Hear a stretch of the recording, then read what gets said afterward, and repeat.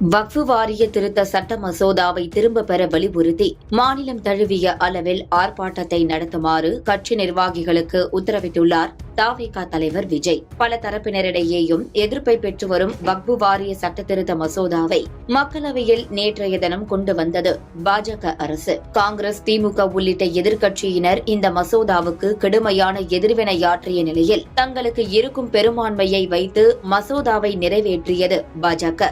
நடந்த வாக்கெடுப்பில் மசோதாவுக்கு எதிராக 232 வாக்குகளும் ஆதரவாக 288 வாக்குகளும் பதிவானதை அடுத்து நள்ளிரவில் நிறைவேறியது வக்ஃபு திருத்த சட்ட மசோதா.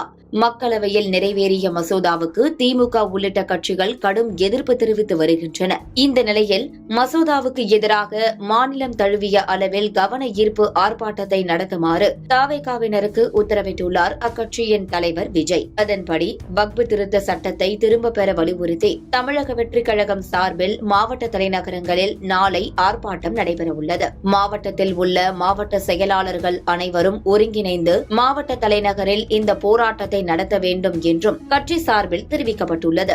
ஏற்கனவே கட்சியின் முதல் பொதுக்குழு கூட்டத்தில் இந்த மசோதாவை திரும்ப பெற வேண்டும் என தீர்மானம் நிறைவேற்றம் செய்யப்பட்ட நிலையில் தற்போது கட்சி சார்பில் ஆர்ப்பாட்டம் அறிவிக்கப்பட்டுள்ளது. முன்னதாக பொதுக்குழு தீர்மானத்தில் புதிய நிபந்தனைகளை உருவாக்கி இஸ்லாமிய மக்களின் அதிகாரத்தை பறிக்கும் வகையிலும் இதுவரை அவர்கள் பயன்படுத்தி வந்த உரிமைகளை நசுக்கும் வகையிலும் கொண்டுவரப்பட்ட வக்ஃபு சட்ட திருத்த மசோதாவை ஒன்றிய அரசு திரும்ப பெற வேண்டும் என்று தமிழக வெற்றிக் கழகத்தின் பொதுக்குழு வலியுறுத்துகிறது.